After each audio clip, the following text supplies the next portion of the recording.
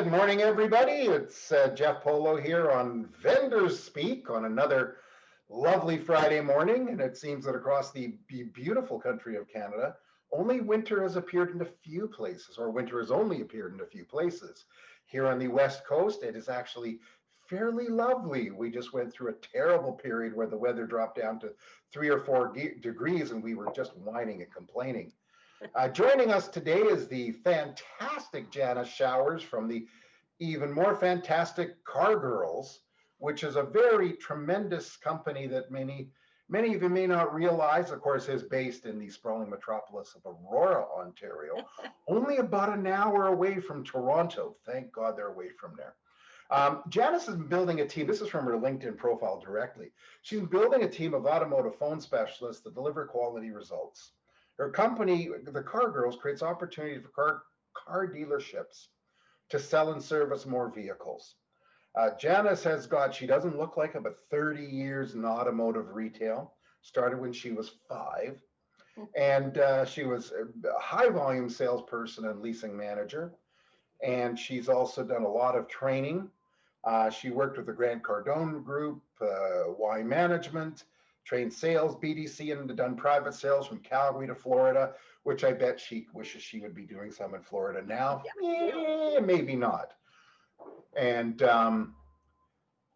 so without further ado, we're going to turn it over to Janis and tell us about yourself. Janis, welcome to Vendor Speak. We greatly appreciate it. And thank you so much for attending. And tell us a little bit more about yourself. Well, thank you so much, Jeff, for having me on Vendor Speak. I'm excited to be a guest. You've got a great show, and I've been enjoying watching some other episodes and taking away some best practices from some other professionals. It's certainly been great during this whole COVID and, where we haven't been in stores or been able to connect at conferences. So thank you for putting this out there, Jeff. I think it's a really great resource for dealers and for vendors alike to connect. So a little bit about me. I'm not afraid of my age. I just turned 53. I started selling cars when I was actually went to school, and I took advertising and broadcasting at the time. And I'm surprised at how many tools and things that I learned back in the old days that I've been able to apply today. We were learning about, about circulation for newspapers and delivery, and all that's very translatable now when you look at digital reach and page views, very similar to circulation. A lot of that is I was able to carry that over. So there was a recession in 1989 after I graduated from college. So I lost my job in the advertising world, and that's how I got into cars, like many of us do, just by fluke. I needed to pay my rent. And, I learned to sell cars very quickly because I didn't want to be homeless. So I very quickly became one of the #1 salesperson in the dealership. Laura, can you grab this phone, please, Laura? That's actually a dealer calling there, so go ahead. Yeah. So Janis, I must say, you are such a big shot. You have an assistant to answer your phone. Very impressive. I have more than one. You know what? We're a team here at the Car Girls, and we have a great group of girls. And I'm going to tell you how the name came about. I work with a group of women at a Chrysler dealership for many years. And, it was tough. It was tough to make it and stay, not just to be a salesperson like I was, but, to be a service advisor, to work in parts, even just to do warranty. Another girl was the new car coordinator and booked in all the PDIs and all the get readies. And so we called ourselves the Car Girls. We'd have a Car Girls weekend or a Car Girls night, or, we'd even kind of say it, oh, she's been in the business for a year. She's really a car girl. So if you could make it, if you could make it past that first year, then you sort of became a car girl. so that's where that name come from that big group of girls that I work with at the big Chrysler store. And we still call ourselves the Car Girls, and we still have our little Car Girls weekends. And many of the girls that a few of them work with me now. I'm very lucky to have them, but some of them have gone on to be very successful as well. One of the original girls is a fixed operations manager. Um, and some of them hold some great positions. So that's where the name came from. My first company was actually called Fem Logic, where I wanted to be a trainer, and I started training women to sell cars and working with dealers to hire more women and bring more women into automotive. um, from there I got into BDC, because I went back to school and I actually became a trainer, and I taught 1 week introduction to automotive sales. And I was invited to go to North Carolina to work with the BDC experts, the pioneers of BDC.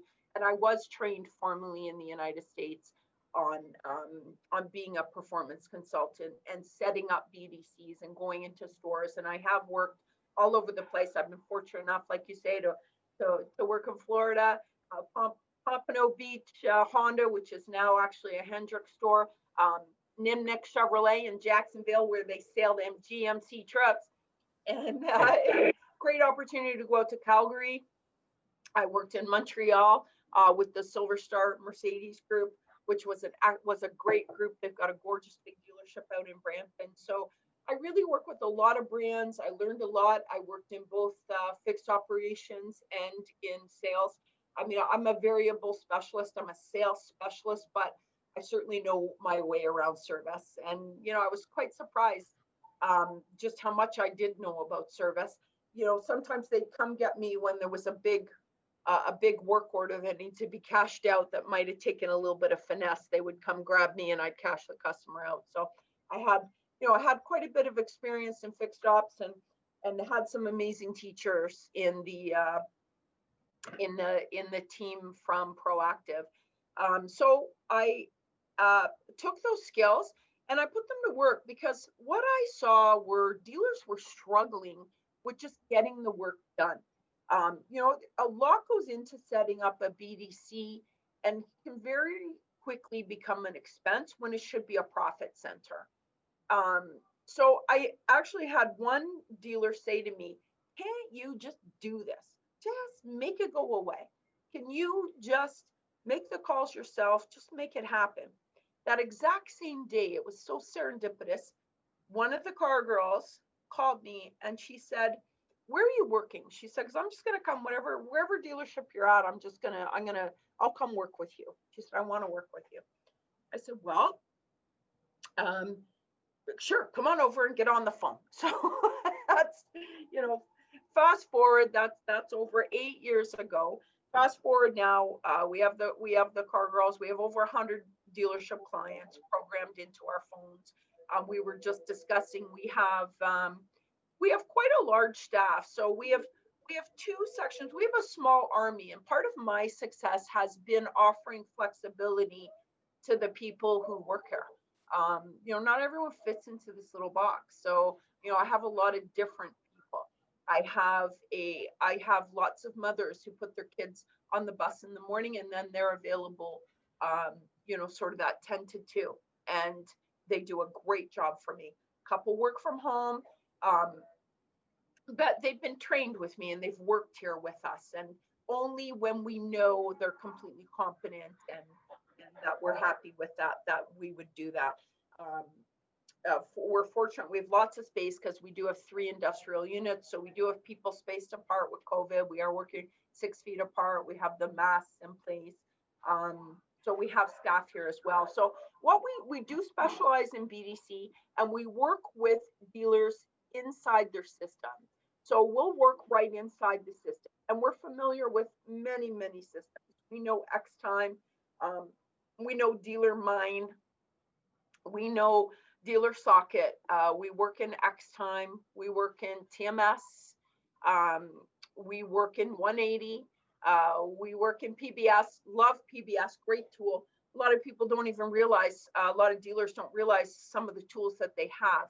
So I really like to work with what tools they have on site and maximize them. For example, PBS has a really good service marketing tool that works quite well, very similar to, back in the old days where when we used the Reynolds forecasting system and we put the cards in the big printer that had and we used to print them out and send people reminders. Don't tell anybody you remember that.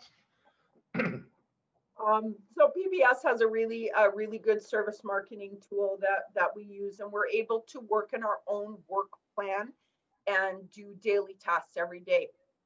So we really specialize in BDC. We can offer dealers a hybrid of fixed ops and of sales. I think I've said on the last time I was on your show, Jeff, that I am a believer in centralized BDC. I don't like the silos. I don't like the funnels. I think we need to look after customers on a whole level and put our arms around them. Hi, Christine. And be prepared, and not just, I got a call myself because I'm on a lot of lists. I got a call for an upgrade on my truck. Now, the truck needs a service. It needs a 4-wheel drive service. It needs a pretty big service, due for a big one. And I said to the caller, I said, I don't want to upgrade. I said, but I do need to book a service appointment. And she said, oh, so you could just hear the caller. This is what's happening. She just fell off a cliff. She didn't know what to say when I needed to book service. She said, well, good luck with your service. I said, oh, I guess I got to call into the dealership, do I? So, we look after customers for both sales or service, and all my caller operatives are keeping an ear to the ground for either one. So when we're talking to a customer, it's, if they got a letter about a recall, if they have a part on order, if we hear this and we're calling on a service call and we might hear, I'm not going to put money into this car because I'm going to deal it. Well, it sounds like you need an appraisal. We'd love to help you with that as well. So I'm a believer in centralized BDC, where we can act, dance, and sing. So we believe in cross training, and all of our staff is cross trained. So BDC is where we specialize. Our packages start as low as 10 hours a week. So we can do 2 hours a day, 3 hours a day, 4 hours a day. The nice thing about my services is I can customize them to whatever the dealer needs, what their needs are. And like I said, we can do sales and service, and we work right inside the dealer system. Accountability is essential in BDC, and that's important to me. And we send our dealers a daily report and telling them exactly what happened: calls, appointments, leads, contacts, and what that activity looked like for that day. We're available for weekly meetings to look at the direction where campaigns should go.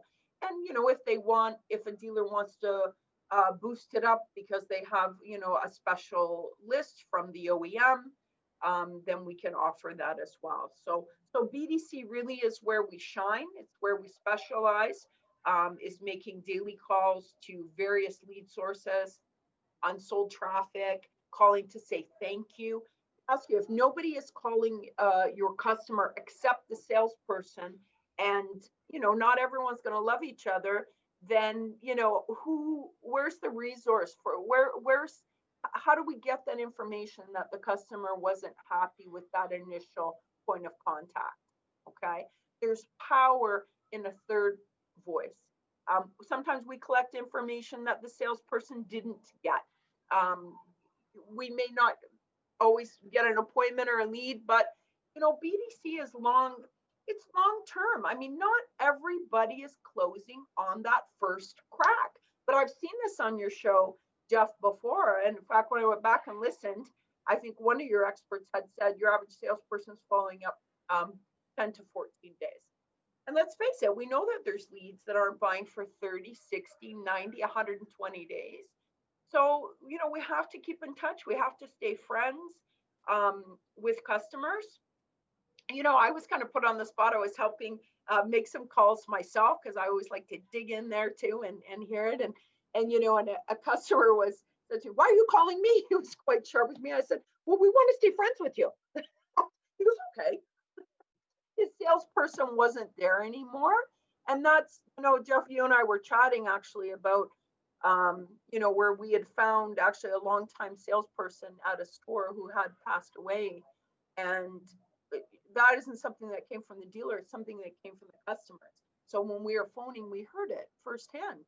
We heard, "Oh, I dealt with, this gentleman, and I heard he passed away, and I heard that he was sick and he had cancer." And what, just the customers wanted to talk about it. They wanted to acknowledge it. So it's not, I don't know that we always have to call for, you know, like some of these, we talked about these touch points are a little phony. A birthday call, your car dealer, "We're calling to wish you happy birthday. By the way, do you want to buy a new car?" You know, I think establishing good touch points, like your salesperson isn't here anymore. He passed away.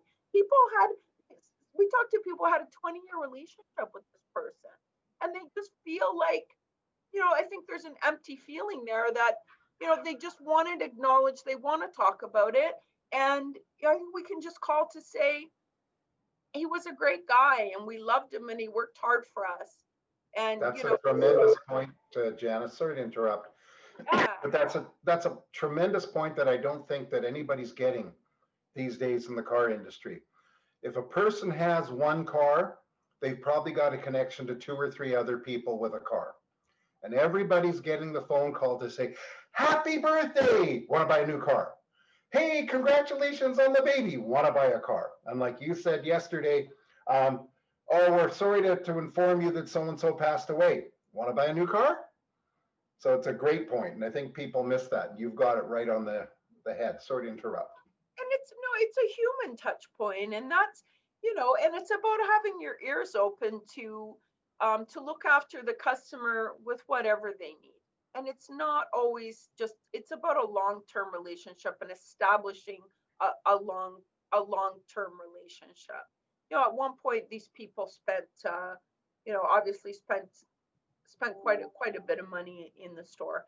Um, another great call is service not sold. If we're talking about lead sources, so somebody bought the vehicle at another store and is coming to you for service. Now, the OEMs don't love that. They think, everyone should come to you for service and you're doing something wrong if the people you sold. But I've talked to enough customers that I know people will buy somewhere else for whatever reason because, "Oh, I always buy my cars in that town. Because my friend's brother's cousin used to work there, and that we just, that's our habit, but we service here where it's close to our office." It's not necessarily because of the dealer, it's for whatever reason. You get people moving. I made calls for a dealership that was in a very transient area where a lot of people are moving in and out. I was in a store where I was training a girl, and we were calling the service not sold. We found a customer whose lease was coming up, and the other store hadn't been in touch with him. Same brand, and we actually ended up getting him in, making a deal, and they sent the shuttle driver to the other dealership to pick up his snow tires for the trade. So that's you got to look after your own backyard too. I mean, they should have been right on top of that leasing customer. And then That's an old salesperson's trick. When somebody comes in, when they send them out in a test ride by themselves, and they pull into another dealer, they sell them, and they send a lot guy back to drop off the demo to the other dealership. That's similar to that. So, I mean, we've all heard good stuff about working the service drive for deals. I think they do it better in the States, I think, than we've traditionally done it here in Canada. But it's something to look at, and a lot of programs. Dealer Socket's got a great tool with Revenue Radar. That'll pull up that bar graph where you have your service not sold, Auto Alert will give you that. And of course, you can just go you can look at your upcoming appointments and pick them out of there yourself. And the BDC, what we'll do is we call to confirm the service appointment and at the same time invite them in for an appraisal. I mean, that's a captive customer. They're coming in anyway. So they're coming into the store anyway. Why wouldn't we offer them a no obligation appraisal and options review? So that's something the car girls do as well, is help you figure out who to call. And that's part of the BDC services. So, I can often do in my BDC what, if you hire a full-time person, what takes them a whole day, I can normally do it in about half a day. I mean, we've got laser focus. Something else, Jeff, we talked about before when I was on here before was how easy it is to get distracted in store with other tasks, like driving the shuttle bus or filing work orders or just doing something, the reception didn't show up. Okay, you're on reception. The BDC needs to be a high priority. The pioneers of BDC certainly taught me that. I remember my old boss saying, if the parts department, if the showroom was on fire or a light bulb was out in the BDC, he'd change the light bulb in the BDC first. So, the BDC is important.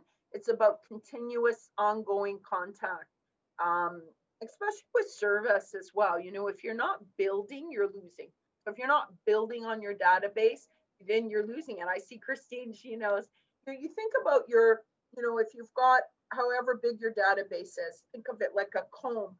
We've got to touch a tongue every single day so we can get to the end of it. We can start back again. We can touch everybody before people fall off. And that's what we're seeing. We've only got 18 months on a closed work order to call to keep that relationship established. So that's in other words, your team does well what what dealerships either don't do or don't do well. Yeah, yeah, and we're supporting them. What I hate to say dealers aren't doing well, or when people tell me stories, because I'm sure like we all hear war stories from customers about what happened to them, and I always defend dealers. I say, listen, it certainly wasn't because they don't want your business, because they do. I know they want your business. I know they want to look after you. It's usually that they're stretched thin, that they're doing more tasks, and they have a lot to do. So this is a support. We support the sales. We support the service department, and let them focus. I mean, how many times don't you hate it when you go in somewhere for service and you're waiting, and then the phone rings and the person picks up the phone in front of you? Who likes that? Nobody. I hate it. So let the salesperson, let the service advisor be laser focused on the customer in front of them, and let us do the heavy lifting on the outbound calls. So we're working in sales, we're working in service. I have flexibility for dealers on how much time they need, what they need to call. I personally will jump on a weekly call and review what's going on. Like I said, accountability is important. We send a daily report every day and tell the dealer exactly what happened. And we can work right inside their CRM, right inside their DMS if we set up a VPN. I have a great IT guy. We can establish a secure connection. The car girls, we have special insurance. We have secured servers, so your data is very safe with us. Now, I see we had a question about Logan, about contacting service customers. So depending on the manufacturer, Toyota's easy, for example, make a date every 8. So we want to talk to them. We want to talk to them when they're due for service. So let's talk about the lifespan quickly. I'll run through that. So when you sell the car, we're not service now, so we sold the car ourselves. Okay. So hopefully the salesperson is calling next day. So actually, I like a call from the BDC about a week after, maybe 10 days after delivery. Now that might be to invite them to a new car clinic. It might be to ask them for a good sales satisfaction index. It would be to verify their data, because sometimes I see it's not all right. I mean, how many we've seen emails bounce back? I mean, the customer just bought the car. How can we not have their right email? Well, that happens too. So verify data. Just clean up anything that the salesperson might have left behind. Okay, have we heard that before in service? Oh, I was supposed to get an extra key or a mat, or I didn't get this, or so it's just a check-in. I hope everything's working well, and just to introduce them to customer care. So again, we're not calling always to hammer them, but we're just calling to establish a relationship, let them know what the process is. If customers are aware of what's happening in the process, that's customer driven process. So the customer tells us, I love the phone call. No, I would prefer a text or an email. We can change the contact preferences at that point. So for the service customer, that's the first call after delivery, 10 days. Okay.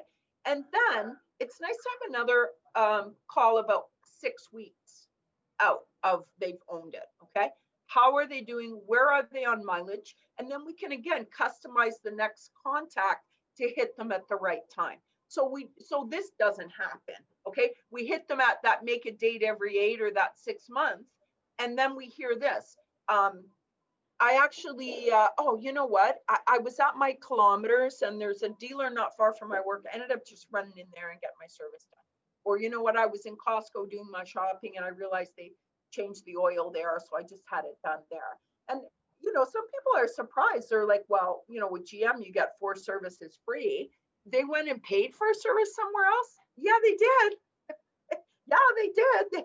Even though the service was free, they forgot and they were due for an oil change. So I like it early enough that we don't end up having them go somewhere else for that all important first service. Something I have learned from my friend Christine Mitchell, how important that is for them to come to the dealership for that first service. And so they don't establish a relationship with another dealer or with a third party.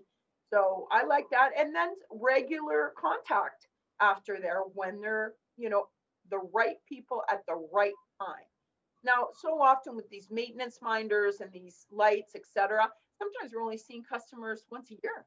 So I like to, let's just establish twice a year contact, where we're calling people, sort of the spring and fall, the summer. I mean, we can always offer, I like some specials too. A travel special is great when people are, and I think we're going to even see that more so with the travel restrictions in place, that people are using their cars, for vacationing and, so some campaigns as well.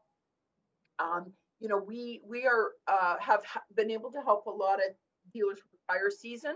So that's something the car girls have been able to support our dealers. Sometimes we just help them with their tires, with their storage lists. And I have to tell dealers, you got to be careful with that as well. And handling, those are our VIP customers. We have their tires. They're our captive customers. We got to handle them properly and not just get them in and out without, thoroughly looking at their profile and looking at all cars on file, all maintenance due, any recalls, any upsell. Can we offer them, if it's not month end, what can we offer them? Can we offer them a detail in the springtime or get your car ready for winter? Can we offer them a 3M product? Can we offer them, the deodorize service for their cabin air filter? So I always like an upsell, and I like dealers to think about that. And that's something that the car girls are good at as well, is offering that upsell. So, I mean, so what the car girls do, we can do the work for you, or we offer training. And like I said, I am a certified trainer. I taught salespeople for a living. I specialize in teaching phone training. So we offer that right in store. in the GTA. We will travel a little bit farther, but we also offer training right here. So right here in our facility, said we have about 35 phone stations here, and we hard program the dealer's phone number, so you can send your BDC operative to be trained right here at our facility. And we've had several dealers do that and been very happy with the results when their person returned to store. So depending on the size of the dealership, for the smaller dealers, I'm a really great option because I can put in that 3 hours a day of laser focused calls and do the heavy lifting on outbound. Okay, we specialize in making outbound calls. I can take inbound as well. Got a couple of questions for you there. Hi. Got a couple of questions for you from Sean. Would you agree the tire season should be focused on changing tires, changing tires as opposed to volume as opposed to upsell? So I guess the volume of changing tires, just swapping tires. No, I'm going to disagree. I think volume is a mistake. And just because I've seen it. I've seen a dealer, in fact, where they're like, we got to get all these guys in, get their tires changed so the shop doesn't get jammed up. And what happened was I saw everybody come in and get in for a tire swap. Okay, $39.95, $49.95, $59.95. And then a couple weeks later, the customer comes up in the CRM and they were due for a brake inspection, for change the cabin air filter, for a transmission, a 4-wheel drive service. And now we're phoning them and saying, and they were like, but I was just there. I was just in. I'm not coming back for that. I'm all set. Thanks. Hey, so no, I don't believe in volume. I think you should start early enough that you space those customers out and give them the kind of attention they need. And let's look at everything. Like I said, not only on that car, but every car on file. And then we call them back, a couple weeks later. Oh, you have a different car? Like, let's call on every car on file, every maintenance, every time.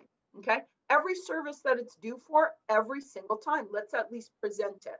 Okay, so if they at least let's plant the seed. No, I don't believe in volume and just bringing them in and slamming them out again. No, I think these are our most important customers where we have their tires. They're coming to us for this important service, and this might be the only time we see them this year. So no.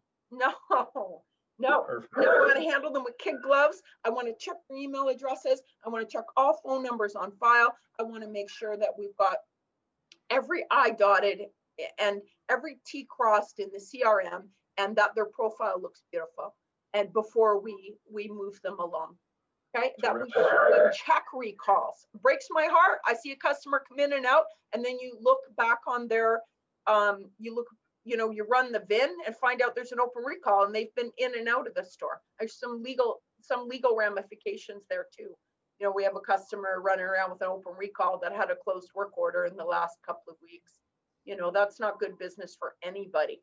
So I believe in just handling those customers, spread them out. You have to start early, and it's never too late. It's October 30th, but I just, and I've even seen it when I look at history and I look at maybe somebody else at the store who's handling that call, and it just says tire change, and that's it.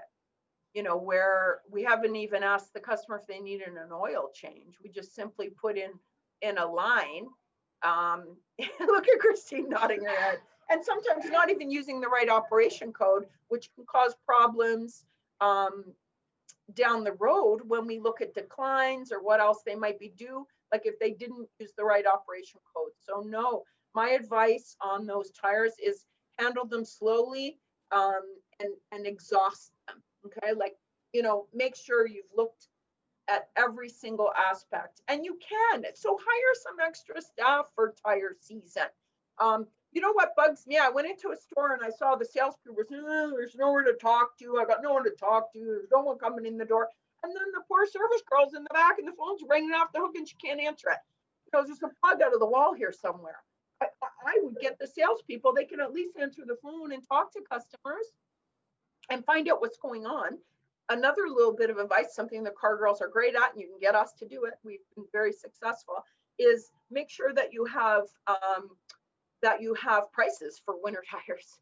Okay, and you know, sometimes it's just comical. I've listened to tons of phone calls, and that's something I do for dealers as well. I will listen in on their phone calls and give them feedback about where they can improve. Switching gears from service, thank you, Sean. Thanks, Sean, for that question. Another question from Logan here, switching departments: is a lease customer treated differently or the same as a new or used car sale customer? No, they're treated differently. Absolutely, I would treat them differently. So, I mean, the lease portfolio needs to be isolated, and it needs a process. Okay, I come from, you know, being a leasing manager for 7 years. I've had Ford red carpet lease training. I've had Chrysler lease best practice renewal training. And where it starts is at, you know, there's a life cycle in the lease. If it's your own lease, it's a 4-year lease, a 5-year lease, let's have a process in there. But really where the clock starts ticking is that 18 months, 12 months prior to lease expiry, where we should be touching that customer. And that first phone call, again, it's not an upgrade call. It's not, come on in and we're going to change you out of your car.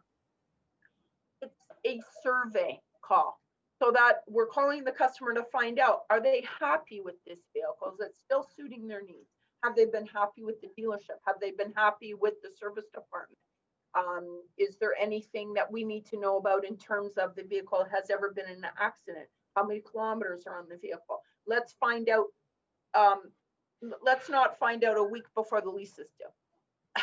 Right? Let's address this 12 months. And then as that sort of 18, 12 months clock is ticking, customer driven process. When does the customer want to be contacted? Let's not shove the customer, make them fit into our process. How do they want to be contacted?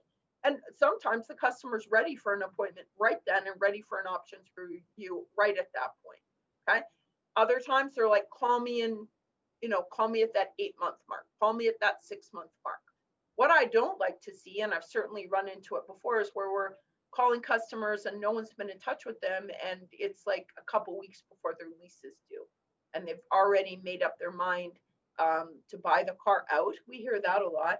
So let's give the dealership enough runway where the customer has it in their mind that they're going to buy the car out, that there's enough time to come in and show them why leasing a new car is a better option. But 2 weeks before the lease is due isn't that way. So again, that's something that the car girls offer. We offer, and I have specialized scripts to address where people are in their lease, whether I'm calling them, like I mentioned, at that 18 or 12-month mark, that 6-month mark, or, if even like a month forward. Okay. Or even, I've called leases that were overdue. They didn't know where the car was. Well, it's very funny. One of the biggest things that comes up in the industry is people are just never asked, both in sales and in service. And would you agree that perhaps having a third party like a BDC that actually isn't worry about the other things is the best way to go? Mm-hmm. Yes. And where we really see that is unsold traffic. And that's an area where we really shine, and that's to follow up on leads. They're all internet leads these days, but to follow up to say thank you, just as simple as how the call opens. Thank you for making an inquiry on a vehicle with us. That's where we may get feedback about the salesperson that the salesperson themselves isn't going to get. But sometimes we call this the bought elsewhere or no longer owns. Okay, the salesperson doesn't always handle that call well. Where I've actually, probably think about it when and I've been there myself because I sold cars for over 15 years, where you call somebody and you've done a lot of work, you've done a lot of pricing, and you hear from them, we ended up going to, the dealer down the street because they had the car in stock. Now, what's the salesperson going to say? What? Even just emotionally, that first, I think that's easier for us to hear. And so we put them through um, that bought elsewhere. Okay. And so we have a process that we go through. I won't get into it, but let's just put it this way. I'll maximize that lead if there's anything left in it. I may shop the household and I may put them down for a follow-up, even though they bought elsewhere. Like, is the salesperson really going to follow up that person? But if they don't hear, they may hear from me and they don't hear from the selling dealer. So, I mean, BDC is long term. It's long term. We're planting the seed for a long-term relationship.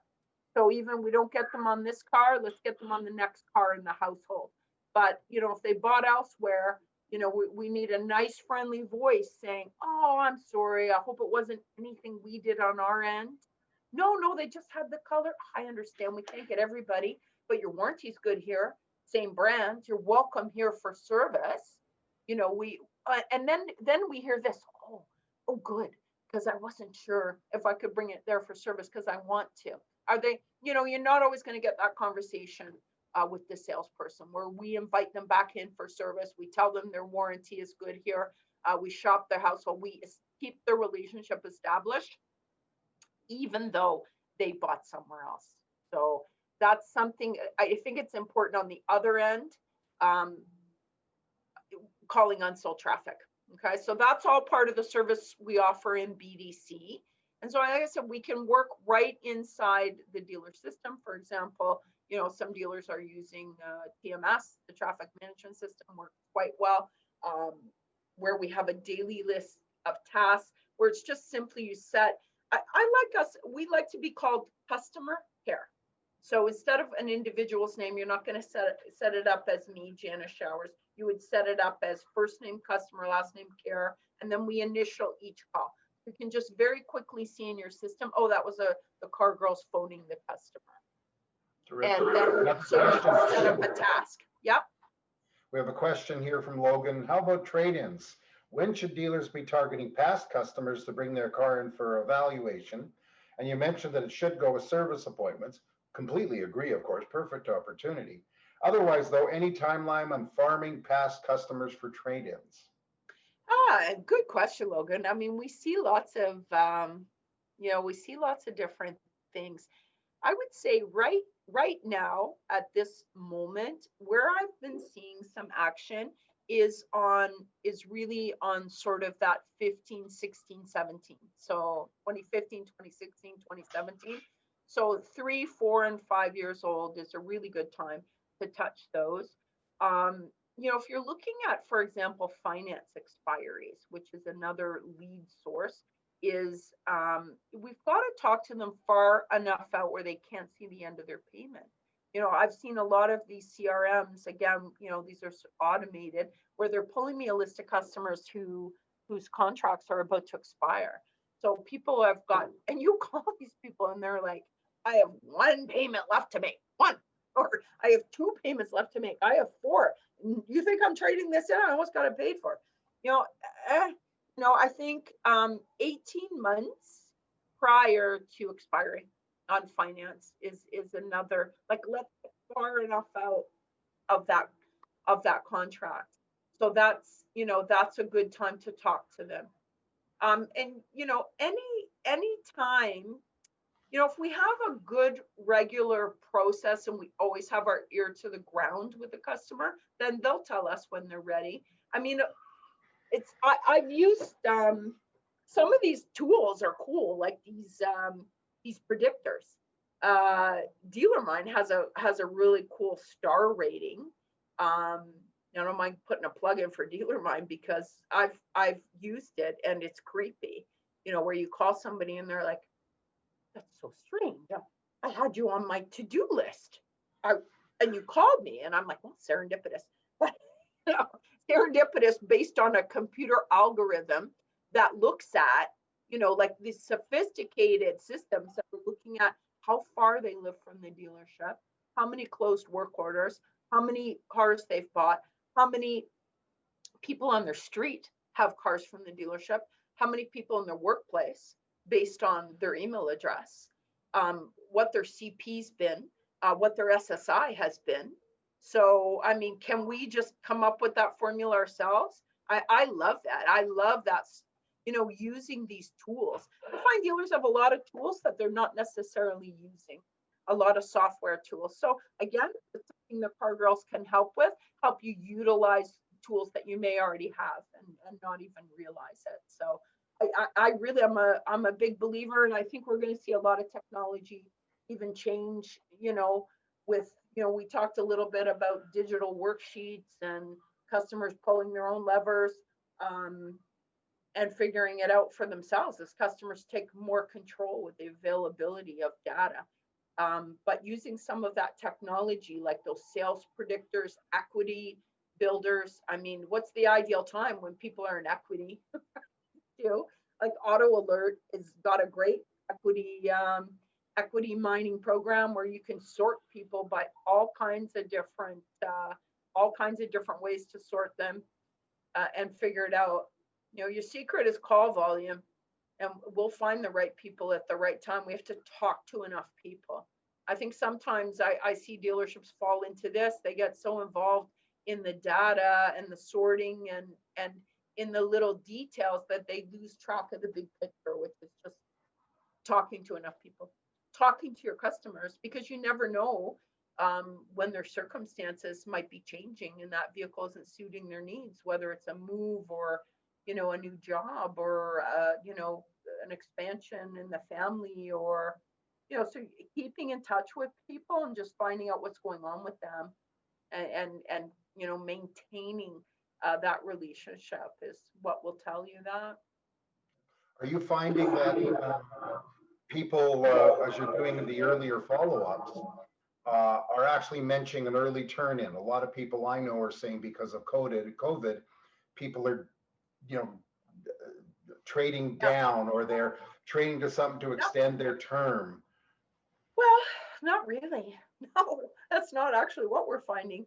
People want cars, and I'm finding the market is. I mean, the market is a little weird right now for sure, but people are very receptive to talking about their transportation and about their vehicles for whatever reason.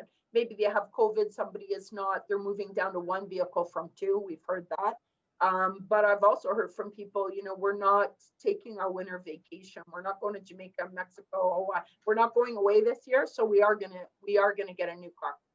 Not to we are dealing up. We are hearing like people want to have a reliable vehicle, and the same thing with service. I'm finding customers are wide open to spending money making sure that their car is running. Oh my goodness, we've only got 10 minutes left. Well, let me just tell you quickly, because we've talked about a lot. I just want to talk a little bit more about the Car Girls and what we do. So we make phone calls, but we also do other stuff as well. We have an amazing designer who creates some incredible custom pieces, and you can see on our website, but we've made some really cool mail. We've had an amazing job with these postcards. Chris down at Janis, a really fun little piece that we did. So we can offer customized mail. I have an excellent relationship with an amazing printer where we make it variable and customized, and it's just not your form letter. And that we have very competitive pricing on mail. And one of the things I wanted to offer as a show special was, if you book 1,000 calls in November or December, we are offering 200 calls free for anybody who books through the show, for any dealer who books through the show. And I assume this is going to be for later as well, too, right? So yes, anybody who sees the show later on, as you send it out or we send it out and then contact you, it's valid, right? Yep, absolutely. The Auto Hub Vendor Speak Show discount. Yeah, for sure. So we make calls. We do customized mail. We also do e-blasts, which come in like an invitation. They're mobile friendly. They drive the customer to a landing page, which we can create. And when we do a campaign, we'll also create a slider for the website and a Facebook ad when we do the whole package. The car girls also offer hosting services, and that's something quite a few of our customers have taken advantage of, where we go out to the dealership and we actually host the sale. And we greet customers, we enter them in a draw, we help look after them till the salesperson is available. We just help control traffic in the store, and dealers find a lot of value in that. And that's quite reasonable. Very often I'll do that myself, but I have a great team of girls with a lot of experience that can go out, and we will travel for that. Okay, so we offer hosting, mail, email, phone calls, and then of course BDC. And we offer customized services as well, where I mentioned, if a dealer needs something done that can be a weird task, then feel free to call us and ask us to see if we can help. Okay, because very quickly I can mobilize people, and you need 500,000 calls done in a day. I can help with that. So you need a message out to your customer base quickly. That's something we can do. Something else I wanted to mention, Jeff, I don't think that I kind of, again, fly under the radar, is we've been offering tier support. So we also offer phone support. So we're doing that for a couple of different platforms. So we're actually phone support for the dealers. When the dealers call in and they need help with something, we can help there as well. So we're actually helping a couple other vendors look after their dealers. So that's something else I'm able to help with as well. We also have French, and we have Spanish speakers as well. See? Yeah. Bueno. Yeah. So that's it. And of course, I myself am a certified trainer, and we do offer training to dealers. I offer training to the sales team on phone support, and we offer training to service and sales BDC. Terrific. Everybody needs help, and so many dealers think they can do it in-house when they're not good at something, and they train their salespeople or their service people or their people in general to not be good at it. Anybody else got any questions for Janis here? We're going to wrap it up. And Janis, it's been a terrific show. Lots of information here. There was a question about cost, but I think you're going to keep that on the down low until somebody talks to you, right? You know what? Anybody can reach us on our website, thecargirls.ca. Send us an email, and we'd be happy to give you a proposal for campaign calls. Or for BDC, we send you what's called a statement of work. So we happy to outline our calls and customize it to what you need, to what's going to work for that particular store. Again, I'm not going to make you put a round peg in a square hole. That's what we pride ourselves in, customizing our services to suit the dealer's needs. Terrific. If nobody else has any questions, thank you all for attending. Janis, thanks for a great show. You guys have a really good business plan, Jeff. There. Thanks, everybody. Thanks for tuning in. I just found myself sitting here saying, I wish I would have done something like that, except nobody cares about the car guy, because there's car guys everywhere, So thank you again. It's been a terrific show. I appreciate the support of our friendly people like Mr. Latka and Christine and Logan. And don't forget to tune in Monday at, 11 a.m. Eastern, 12 p.m. Atlantic, and 8 a.m. on the sunny left coast, where our show is going to be for the Auto Hub show. Is digital retail really worth it? Thank you all for attending. Have a fantastic day. Thank you. Thanks, everybody, for your time.